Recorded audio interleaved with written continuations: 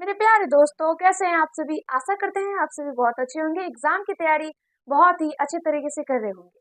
दोस्तों, आज हम लोग करने वाले हैं आप लोगों का जो पदखंड है उसका चैप्टर चैप्टर नंबर 6 यानी 6 चैप्टर आज हम लोग करने वाले हैं और इसका नाम क्या है, पीपल। इस चैप्टर से जो भी आपके VVI ऑब्जेक्टिव क्वेश्चन बनते होंगे ना, सारे को आज क्लियर करेंगे। तो वीडियो को शुरू से अंत तक जरूर देखिएगा और सारे क्वेश्चन आपको अच्छे से समझ में आएगा अगर आप लोग सारे क्वेश्चनों का आंसर मेरे साथ करते चलेंगे। तो अगर आंसर देते चलेंगे तो याद भी हो जाएगा और अच्छे से सारा आंसर भी आप कर पाएंगे। इस बात का विश्वास माने, क्योंकि ये बहुत ही इजी सा सब्जेक्ट हिंदी, जो आपका नॉन हिंदी है, जो आपका नॉन हिंदी है उसका ये चैप्टर 6 है, यानी चैप्टर 6 जो है ये नॉन हिंदी का है, ठीक है। और मतलब ये पदखंड का है, ये याद रखिएगा पदखंड का है, ठीक है। क्योंकि मैंने आप लोगों की बुक को पद और गद दो में डिवाइड कर दिया था, जिसमें हम लोग गदखंड कंप्लीट कर चुके हैं। ये पदखंड का चैप्टर 6 है, ठीक है। और इसका नाम क्या है, इसका नाम है पीपल। पीपल पीपल पीपल का जो पेड़ होता है ना, उसी के बारे में बात किया गया है यहाँ पे। याद रखिएगा, जो पीपल का पेड़ है वो रात या दिन कभी भी हो वो ऑक्सीजन ही देता रहता है, ठीक है। ये पीपल याद रखिएगा। और उसके बाद याद रखिएगा इसके लेखक कौन लिखे हैं इस चैप्टर को, याद रखिएगा। हम आपको बता देते हैं, गोपाल सिंह नेपाली। गोपाल सिंह गोपाल सिंह अरे नेपाली लिखे हैं इस चैप्टर को, ठीक है। ये शीर्षक आपके गोपाल सिंह नेपाली लिखे हैं। इसके लेखक बेसिकली याद रखिएगा, बाकी और कुछ याद नहीं रखिएगा तो भी चलेगा। बाकी इस चैप्टर से जो भी क्वेश्चन आपके बनते होंगे VVI, वो हम आपको इस वीडियो में करा ही देंगे, कोई दिक्कत नहीं है। वीडियो को शेयर जरूर कीजिएगा, ठीक है। और लाइक नहीं किया तो लाइक कर दीजिए। चलिए हम पहला क्वेश्चन स्टार्ट करते हैं। पीपल शीर्षक कविता के अनुसार रात भर रो रो कर कौन भोर कर देता है। रात भर इस पीपल में, ये जो पीपल आपका कविता है, इसका विधा बेसिकली, विधा के बारे में क्या ही बोलेंगे, विधा इसका कविता है, ये कविता है बाबू, याद रखिएगा, ठीक है। ठीक है, कह रहा है कि पीपल शीर्षक कविता में कौन रात भर रो रो कर भोर कर देता। भोर का मतलब सुबह होता है, सुबह सुबह। तो आप लोग याद रखिएगा, जो चकोर है ना, चकोर, वो रात भर रो रो कर भोर कर देता है, मतलब पूरा रात ही रोता रहता है, चकोर। ऑप्शन नंबर सी इसका करेक्ट आंसर होगा। आगे नेक्स्ट आपका क्वेश्चन है, सेकेंड आपका क्वेश्चन है, जब जब जब आता पंछी तस पर तब तब आता पंछी उड़कर, जब जब खाता फल चुन चुन कर। ये पंक्तियां किस शीर्षक कविता की है। आप सभी को पता है कि अगर हम लोग पीपल पढ़ रहे हैं तो ये शीर्षक, मतलब ये पंक्ति कहाँ का होगा, पीपल का होगा। सिंपल है, याद रखिएगा, ठीक है। Option number B correct answer हो जाएगा इसका। अब बाकी देखिए, ये वो लगा दीजिए ना, ये खुशबू रचते हैं हाथ जो है ना, ये लिखे हैं आपके अरुण कमल।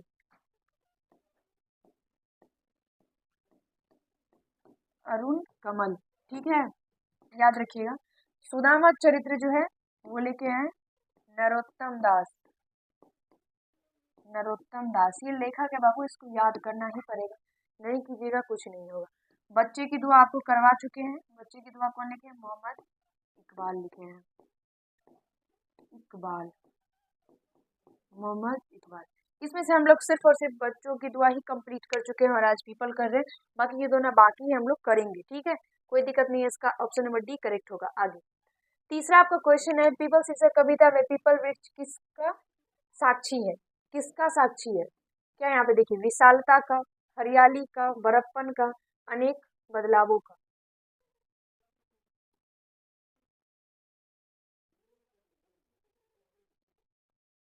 वही है ना, तो गजब भैया। देखिए तीसरा आपका क्वेश्चन फिर से पढ़ते हैं, ठीक है, ये डिस्टर्ब कर देता है हमको। इधर ध्यान देंगे, आ जाए वहां पे हम। फिर से क्वेश्चन पढ़िए, तीसरा क्वेश्चन देखिए। पीपल शीर्षक कविता में पीपल वृक्ष किसका साक्षी, साक्षी का मतलब होता है प्रमाण, किसका प्रमाण, या तो इसे बोल सकते हैं ना कि हम उसके गवाही में है, इस तरीके से कौन है, किसके साक्षी में पीपल है। तो याद रखिए कौन है, अनेक बदलाव के। अनेक बदलाव, ऑप्शन नंबर डी मारिएगा, ठीक है, करेक्ट आंसर होगा। आगे देखिए, छायावादी कविता की उल्लेखनीय विशेषता है। छायावादी कविता के उल्लेखनीय विशेषता इसका प्रकृति चित्रण है। मतलब इसमें प्रकृति के बारे में बहुत ही, मतलब जैसे कि देखिए प्राकृति होता है, जैसे प्राकृतिक होता है, एक तो होता है प्राकृतिक, ये प्रकृति है, और एक होता है प्राकृतिक। तो प्राकृतिक और प्रकृति दोनों अलग अलग चीज है, ये याद रखिएगा। तो जो प्राकृतिक जो होता है वो जैसे कि हम लोगों को आसपास जो पर्यावरण है वो सब प्राकृतिक हो जाता है। और प्रकृति का मतलब होता है जो मतलब स्वभाव टाइप से बोलिए कि उसका स्वभाव क्या है, मतलब वो किस टाइप का है, ये मतलब प्रकृति का मतलब इस तरह से बोल सकते हैं। तो ऑप्शन नंबर ए मानिएगा। आगे देखिए, कवि के अनुसार पीपल के पत्ते का आकार है, पीपल के पत्ते का आकार, पीपल का पत्ता देखिए तो ऐसे होता है क्या, पीपल का पत्ता ऐसे होता है, कैसे होता है पीपल का पत्ता? अरे यार, पीपल का पत्ता भी नहीं पता है, ऐसे होता है पीपल का पत्ता।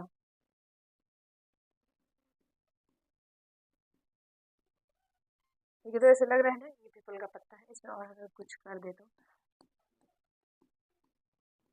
अब लग रहा है पीपल का पत्ता है। देखिए ये पीपल का पत्ता है, ठीक है। और ये यहाँ पे कहा गया कवि के अनुसार पीपल का पत्ता जो है वो किस आकार का होता है, कवि के अनुसार गोल होता है, बाकी हमको ये गोल नहीं लग रहा है, गोल कवि के अनुसार है, ठीक है। तो ऑप्शन नंबर ए मार जाएगी क्योंकि कवि के अनुसार पूछा गया। चलिए आगे देखिए, मड़ाल शब्द का क्या अर्थ है, मड़ाल, मड़ाल, मड़ाल शब्द का क्या अर्थ है? ये सारा जो है ना आपका इस पीपल शीर्षक में ही आया है, ठीक है। क्या है बोलिए तो? मड़ाल शब्द का अर्थ हंस होता है, ठीक है। ऑप्शन नंबर ए मारिए, ठीक है, ऑप्शन नंबर ए इसका करेक्ट आंसर हो जाएगा, ठीक है। आगे देखिए, किस कविता के केंद्र में पीपल वृक्ष है? ये पीपल, पीपल के पीपल जो आपका शीर्षक है उसके केंद्र में पीपल है, और साइड में बोलिएगा तब भी पीपल है, बीच में बोलेगा तब भी पीपल है, जिधर बोलेगा पीपले है, क्योंकि पीपले पीपल ही शीर्षक इसका है। तो ऑप्शन नंबर डी इसका करेक्ट आंसर हो जाएगा, ठीक है।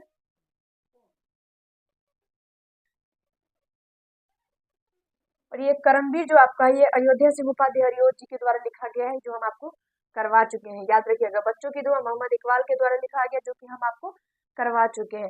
ये कबीर के पद कबीर जी के द्वारा लिखा हुआ है, जो कि हम आपको करवा चुके हैं। और फिलहाल ऑप्शन नंबर डी इसका करेक्ट आंसर होगा। आगे देखिए, पीपल कविता किससे हमारा आत्मीय परिचय कराती है, किससे? पड़ोसी से, पशु पक्षियों से, प्रकृति के विविध रूपों से, या अपनों से। तो ये जो पीपल है, देखिए हम आपको इस क्वेश्चन को समझने का एक आसान सा कुछ कुछ ट्रिक नहीं बोली पर आसान सा दिमाग दे सकते हैं, जैसे आप समझ सकते हैं कि यहाँ पे पीपल है, पीपल कहा गया कि पीपल कविता, यानी पीपल कविता है तो उसमें पीपल के बारे में सारा कुछ है। तो यहाँ पे देख सकते हैं पीपल एक पेड़ है, पेड़ है। तो पेड़ से हमें कौन चीज का जानकारी मिल सकता है? पड़ोसी के बारे में कभी मिल सकता है? कभी नहीं मिल सकता। पीपल पेड़ से किसी पड़ोसी के बारे में कोई जानकारी नहीं मिल सकता। पशु पक्षी, अरे नहीं, हो ही नहीं सकता। उसके बाद यहाँ पे क्या देखिए, प्रकृति के विविध रूप, तो प्रकृति के बारे में हमको पता चल सकता है क्योंकि वो पेड़ पौधा भाई। तो ऑप्शन नंबर बी ही इसका राइट आंसर हो जाएगा, ठीक है। याद रखिएगा आप लोग, ठीक है। इसका ऑप्शन नंबर बी मारिएगा, बिल्कुल ही करेक्ट आंसर हो जाएगा, ठीक है। चलिए आगे बढ़ते हैं। 9 नंबर आपका क्वेश्चन है, गोपाल सिंह नेपाली रचित कविता का नाम पीपल है।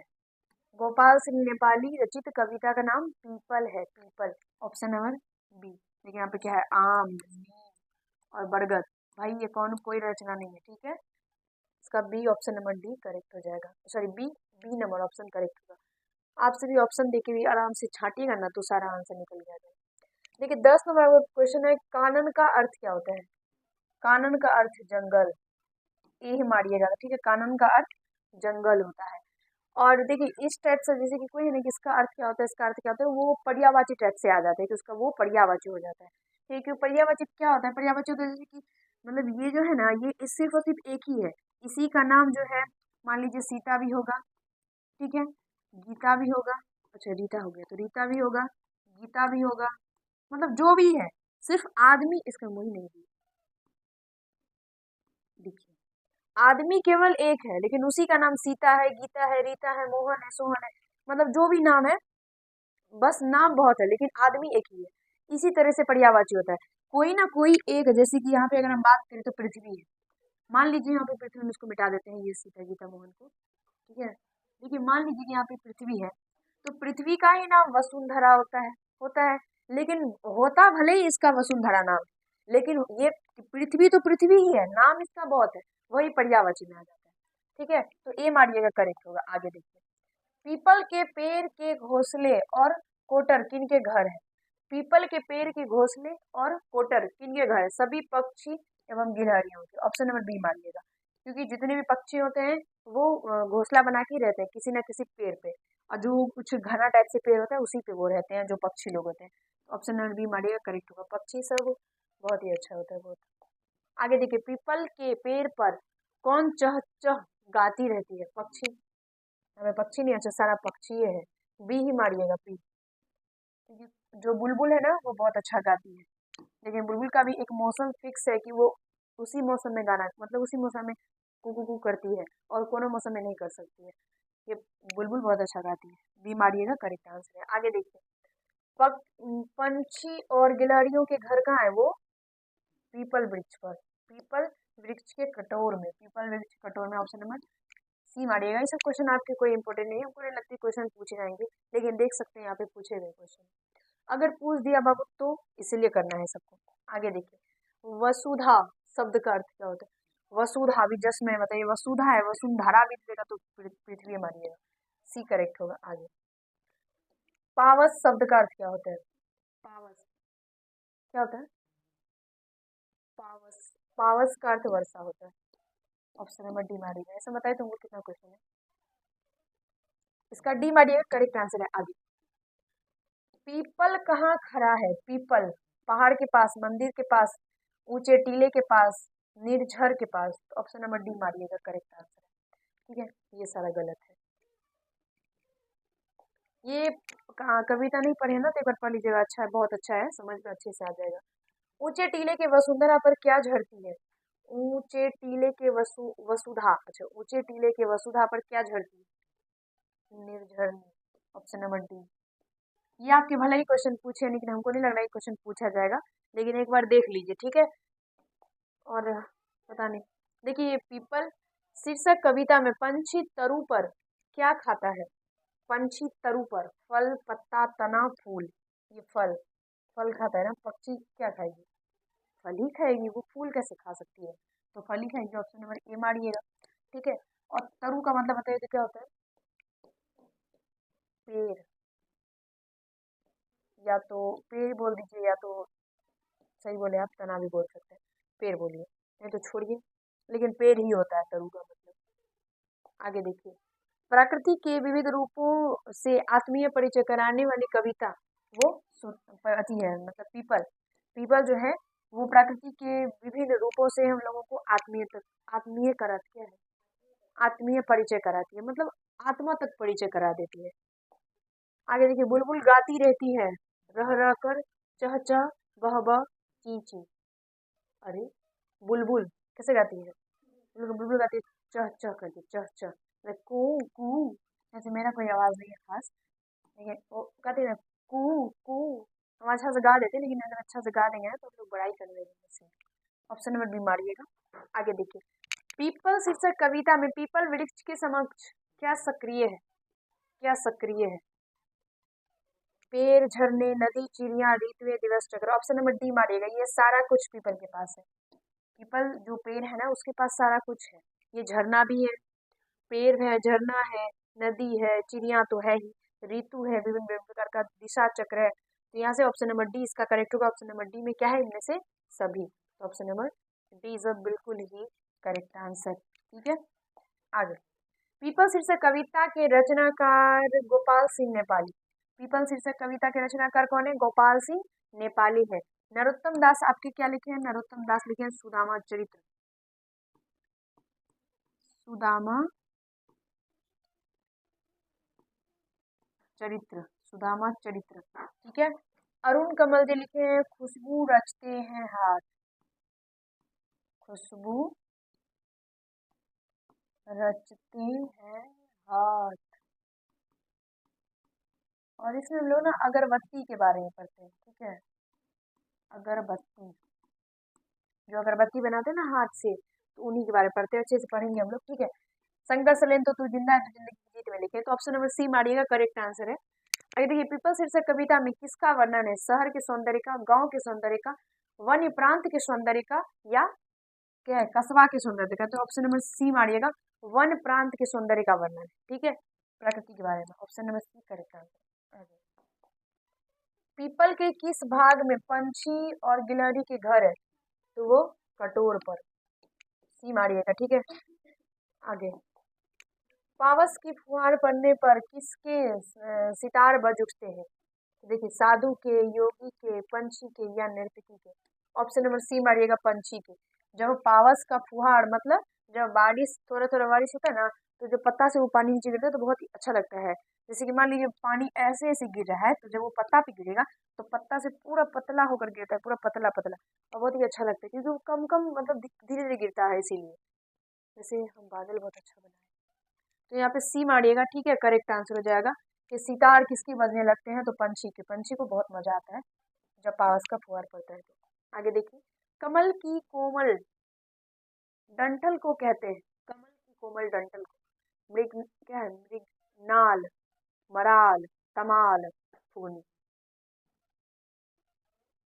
कोमल, कमल की कोमल डंठल मतलब देखिए यहाँ से, ये मान लीजिए डंठल है, और कमल तो फिलहाल वैसे ही हो, ये कमल है, कितना अच्छा से बनाइए, कमल है। तो पूछ रहे कि इसको क्या कहते हैं?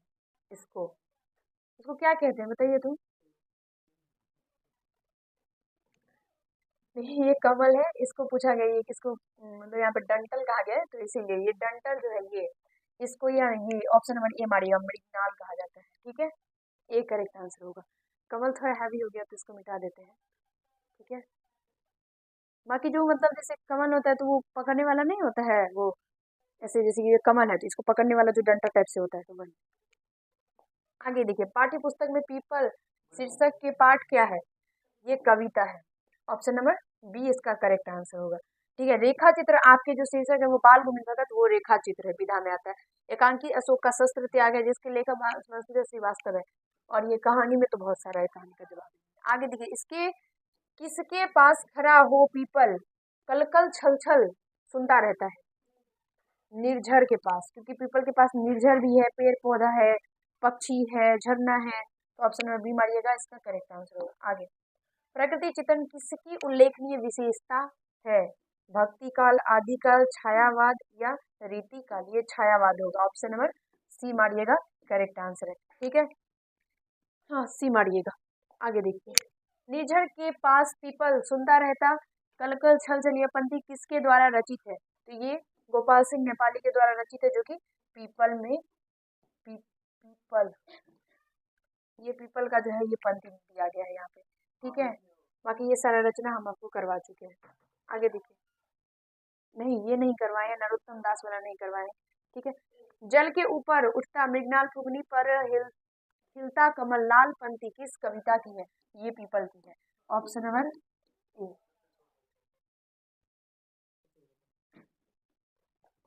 आगे देखिए, तो पीपल पाठ की विधा, तो पीपल जो है वो कविता है, पीपल क्या है? कविता है। डायरी जो है आपका, जो बुक है डायरी, मतलब आपका जो बुक है हिंदी का, उसमें डायरी कौन कौन से मतलब कौन ऐसा शीर्षक है जो डायरी की विधा में आता है? तो याद रखिएगा, दीदी की डायरी, दीदी की डायरी, दीदी की डायरी जो है वो कौन सी विधा में आता है? डायरी में आता है। निबंध जो है आपका है वो ईर्ष्या तू ना गई मेरे मन से, जो रामधारी सिंह दिनकर जी लिखे हैं, वो निबंध में आता है। कहानी जो आपका है, कहानी बताइए कौन सा? हम्म, हम्म, मतलब एक को ठोकना बताइए। ईदगाह जो है आपका वो कहानी है, जो कि प्रेमचंद द्वारा लिखा हुआ है। आगे देखिए, कविता है, कविता पीपल है, पीपल जो है कविता है, ऑप्शन नंबर सी। आगे, पीपल के पत्ते से नए नए हाथ का निर्माण, नए नए हाथ का निर्माण का अर्थ है? देखिए, पीपल के पत्ते से नए नए हाथ का अर्थ है नन्हे बच्चों के कोमल हाथ, ऑप्शन नंबर ए मानिएगा, करेक्ट है। ऑप्शन नंबर ए इसका करेक्ट आंसर हो जाएगा, ठीक है। चलिए मिलते हैं अगली वीडियो में। ये टोटल इसमें 34 आपके क्वेश्चन थे, और अरे 2 रंग का हो गया, 34 आपके, छोड़िए, 34 आपके क्वेश्चन थे। इसमें से आपको कितना आया वो जरूर बताइएगा, ऊपर में ना, ऊपर में बताइएगा कितना आया, ठीक है, मतलब कितना बट्टे 34 आए, 34 में से कितना आया।